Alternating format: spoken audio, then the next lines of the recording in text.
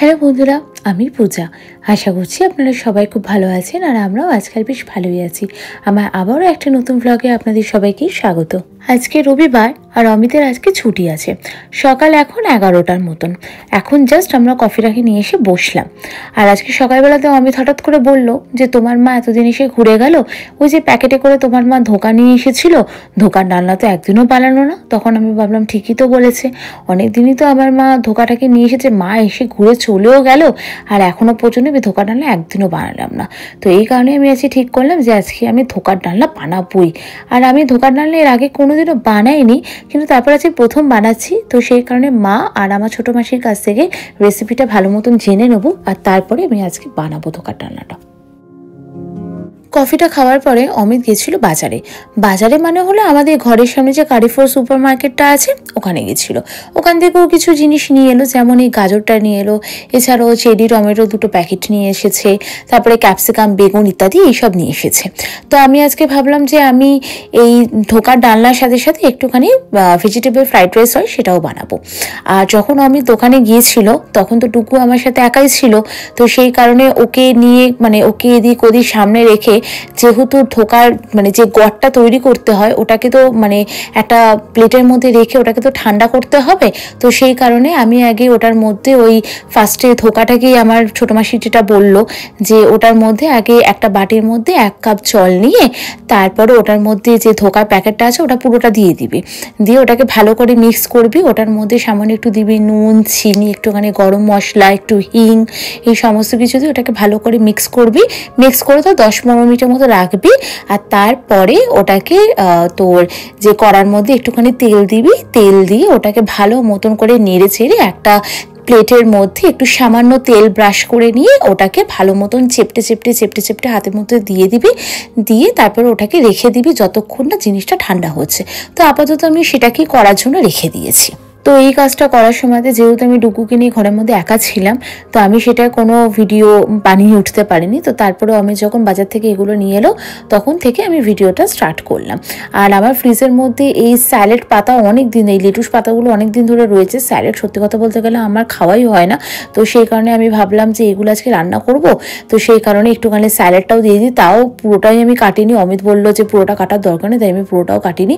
তো ও বললো একটুখানি শসা, স্যালাড পাতা, একটা লেবু আর কয়েকটা চেরি টমেটো। যেহেতু অমিত বেশি চেরি টমেটো খেতে চায় না, এই টমেটোগুলোকে আমাকেই খেতে হয়, তার জন্য আমি জাস্ট কয়েকটা দিয়ে দিলাম, বেশি দিলাম না।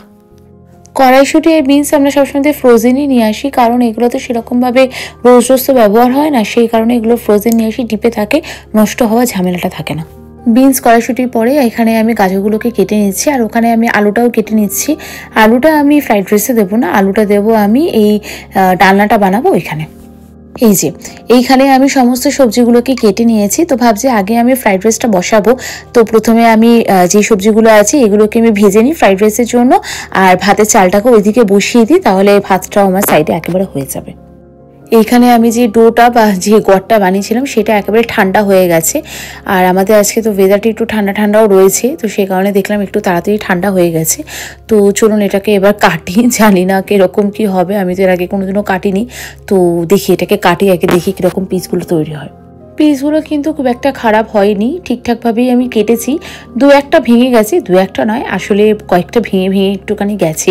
তো যেগুলো ভেঙে ভেঙে গেছে সেগুলোকে আমি ভেজে রেখে দিচ্ছি, ওগুলো হলো শুধুমাত্র ফ্রাই করে খাওয়ার জন্য।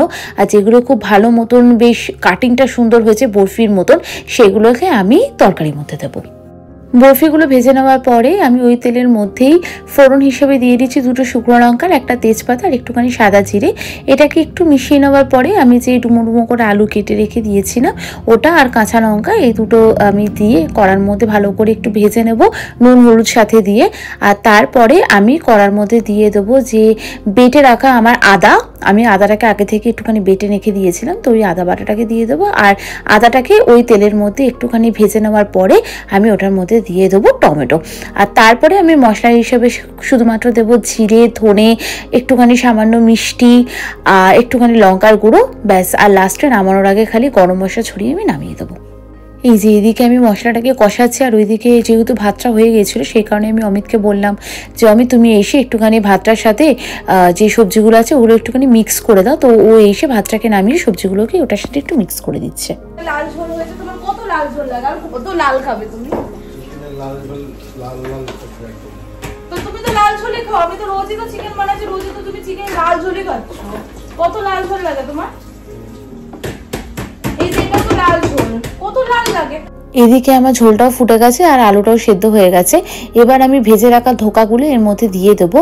আর আমার মা বলেছে যে ধোকার ডালনার মধ্যে ঝোলটা একটু বেশি করে রাখতে, কারণ ধোকাটা দেওয়ার পরে, ভেজে রাখা ধোকাগুলো দিয়ে দেওয়ার পরে নাকি জলটা নাকি টেনে নেয়। আর তখন বললাম না লাস্টে গরম মশলা দিয়ে নামাবো, তো একেবারে এই যে রান্না আমার রেডি হয়ে গেছে। একদম সবশেষে আমি সানরাইজের এই গরম মশলা, যেটা আমি দেশ থেকে আনাই, এই গরম মশলাটাকে দিয়ে একটু নাড়িয়ে এবার ঢেকে দেবো। ঢেকে দিয়ে আর একটুখানি ফুটলেই আমি জিনিসটাকে নামিয়ে দেবো। এই যে আমার ধোকার ডালনা আর ফ্রাইড রাইস একদম রেডি। আমি প্রথম ধোকার ডালনা বানালাম, আর অমিতও খেয়ে আমাকে বললো খুবই ভালো হয়েছে খেতে। আর আমার ফার্স্ট আইটেম খুব একটা খারাপও যায় না, তো আমি এবার খেয়ে দেখি। তো আজকের ভিডিওটা আমি এখানেই শেষ করছি। ভিডিওটা যদি আপনাদের ভালো লেগে থাকে তো প্লিজ একটা লাইক করে দেবেন।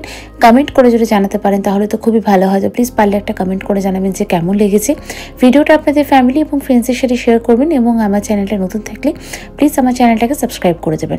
আর হ্যাঁ, আপনারা চাইলে আমাকে আমার ফেসবুক পেজ আর ইনস্টাগ্রামও ফলো করতে পারেন, লিঙ্ক আমি ডিসক্রিপশন বক্সে দিয়ে দেবো। তাহলে আজকের জন্য বাই, সবাই ভালো থাকবেন, সুস্থ থাকবেন, গুড নাইট।